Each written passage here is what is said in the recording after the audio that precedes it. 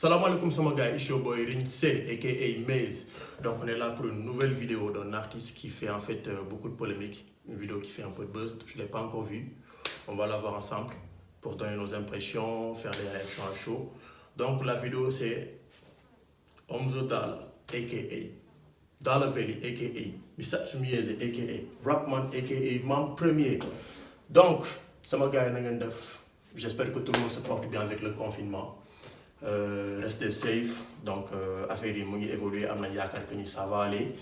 Donc on va essayer juste de revenir sur le sujet, de voir la vidéo de Omzo Dollar qui s'appelle 19h59. Donc pour la petite histoire, récemment au Sénégal bi mu amee corona bi mu ñëwee, donc dafa am état d'urgence, donc l'état a pris des mesures. Donc mesure bi gën a fës mooy dañ def lu ñuy wax couvre-feu, un couvre-feu qui commence à 20h pile.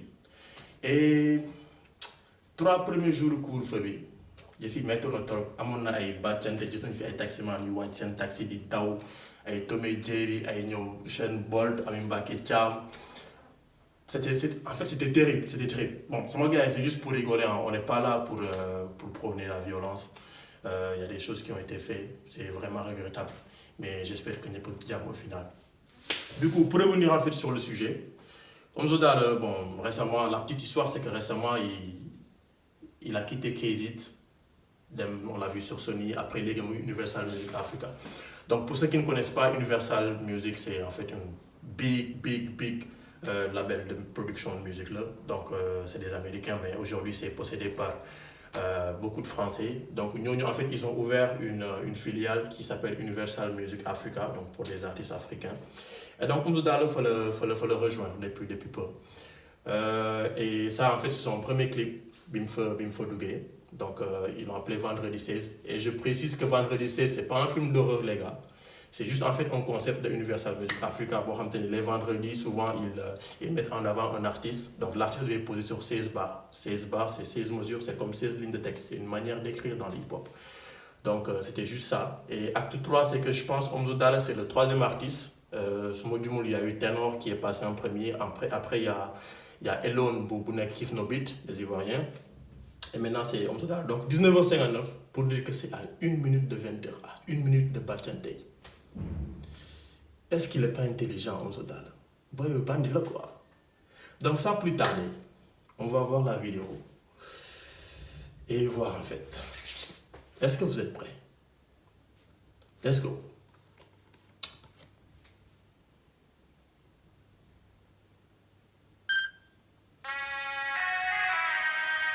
My name is Akuma. Domou Jolof.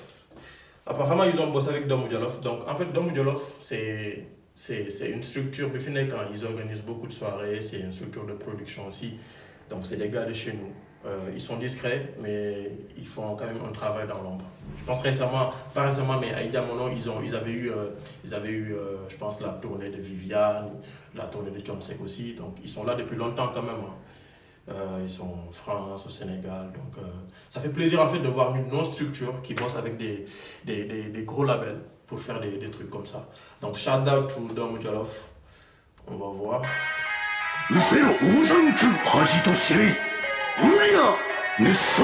Bon, il est toujours là dans son délire de manga, tu vois, anime, Street Fighter, etc. Donc c'est son univers, qu'on est que des années univers. Ça est bandi là quoi, bling bling bi, vers Raywan bi, comme le très fini. Moi ça me fait penser à Lumumba en fait. Lumumba la me jox avec la jaquette les Tigers de Detroit. C'est dope, on va voir.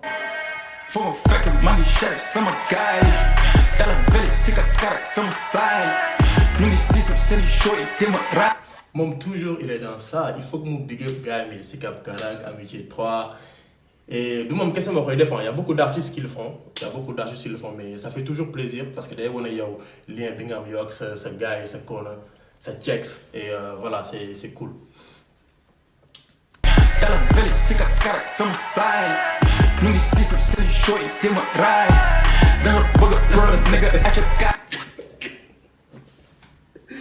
Non mais zo mon ton quoi. Nena gars yi ñu ngi siisu. C'est une show di ko ray quoi. Ça dafa bëgg ray ay ennemi moom quoi. Non mais Omzo man dafa ray. Non. Ay non nigga dafa sax. Ay so dafa sax game bi xam nañ kan mooy kan dafa sax nga ne ñu de. il faut que mu wër gars yi Sadik saa su nekk moom dafa bëgg loolu noonu quoi wane que ni moom mooy diw bi moom mooy the final boss moom mu ngi coin doo ko laal du tooñ kenn mais ku ko laal mu andi la intifada quoi mu wàcce la Lucifer moom c'est ça son délire en fait te saa su nekk da koy woon gars yi da koy tëkku saa su nekk xool mu koy waxee dafoo ça tu vois ça c'est il est là tu vois il est là dafa sax game bi xam nañ kan mooy kan dafa sax nga ne ñu nga bëgg a xeexal dafa sax azaz yeewu sangu deewu shampoo jug job neewul tandus bu ñu tooñ fis yeewul mandul baram sa rappeur ak weewu rangu bëggo coow la. oh my god wesh non il faut que dégluwaat ko jug job neewul tandus bu ñu tooñ fis yeewul mandul baram sa rappeur ak weewu rangu bëggo coow lay def. il a pas osé. Non, mais lui, c'est au summum, en fait. Lui, disrespect, lui, c'est au-delà du manque de respect. Regarde la polémique, à mon bi Rangouzer, Indiwan. Rangouzer, on connaît, tu vois, on connaît. Ceux qui ne savent pas aller sur Internet, donc Rangou, Jamra, etc. Moudjel, buzz, bob, non, yep. Ne bon, déjà le Rangou pour battre. Non, mais franchement, c'est sale, sauvage.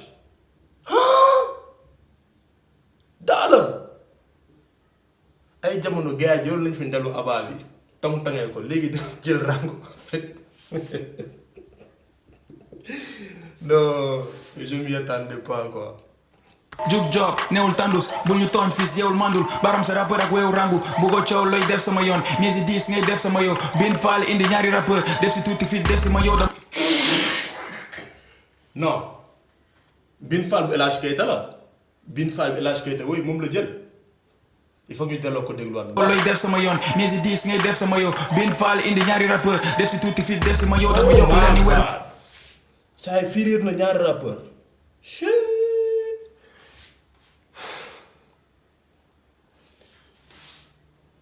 et le son il vient juste de commencer en fait. saa yi Omzo firiir na ñaari rappeur de xawma kan ak kan la quoi donc si vous avez des idées mettez ça en commentaire lâchez-vous en commentaire. mais firir na ñaar rapport ah firir na leen ba wis leen mayonnaise lépp bin faal moo ko toog quoi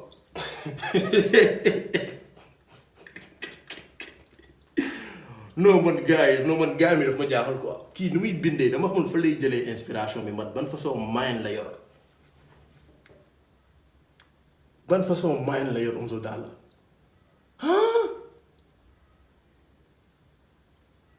te nag gars yi ça montre que ni ils sont présents ils voient ce qui se passe en fait dañuy gis lu xew ci tout ce qui est hype en fait di xew Sénégal ils utilisent les choses là xam nga dugal ko seen texte c'est très drôle mais c'est très pointu et très habile dans ñoom ce qu'ils font et franchement ça fait plaisir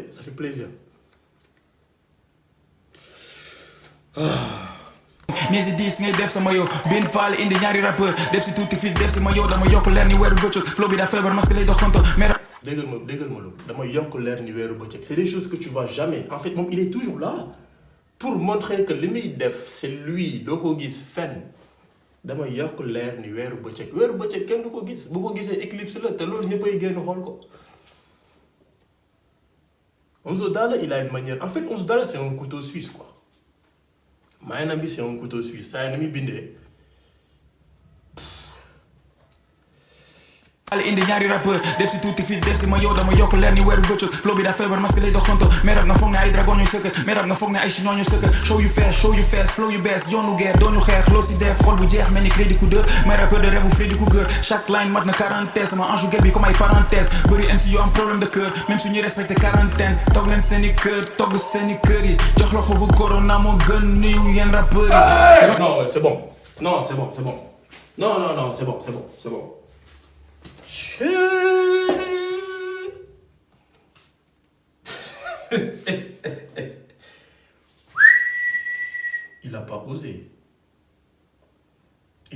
il a pas osé sortir une punchline comme ça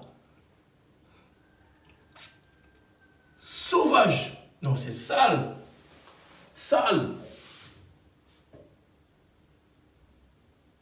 il faut ñu dégluwaat ko. seeni kër togg seeni kër yi jox la xobu corona moo gën niw yenn rappeur yi li may def dafa yomb na koy defee métti na maa ngi sata tu rappeur ni coy nekk Medina 19h59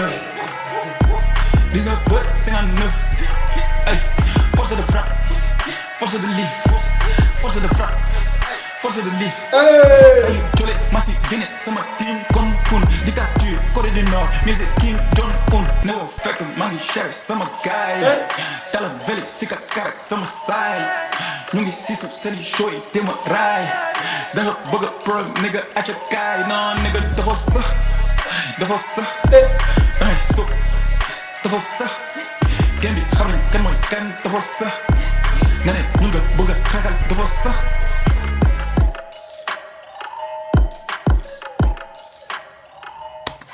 Sama gars, le son, il a juste fait 2 minutes. Hein. Moi, j'ai l'impression que Maya fait depuis 10 minutes. Hein. Parce que l'image de ce punchline, l'image de ces phrases sadiques, c'est incroyable. Omzo Dollar, c'est le couteau suisse. Misatsu Mieze. Non, mais franchement, le clip, le design, le décor, en fait, il me fait penser aux sessions freestyle de Carlos Color.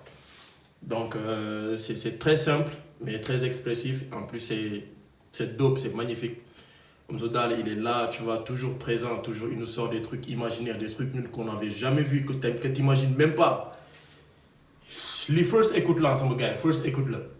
Donc, il faut nous déglouer ce qu'il fait, mais c'est extraordinaire. En tout cas, il y a des messages qui sont là, dès qu'on a fait Toglen, c'est un cœur, donc on a une tox sur une cœur. Le tox sur une cœur, c'est le contexte actuel, c'est tout ce qu'on nous demande. C'est difficile, mais il faut qu'on le fasse. En tout cas, c'est une première vidéo, réaction à chaud. Là. La vidéo, moi, je ne l'ai pas encore vue. C'est normal, je vois actuellement pourquoi il y a beaucoup de polémiques.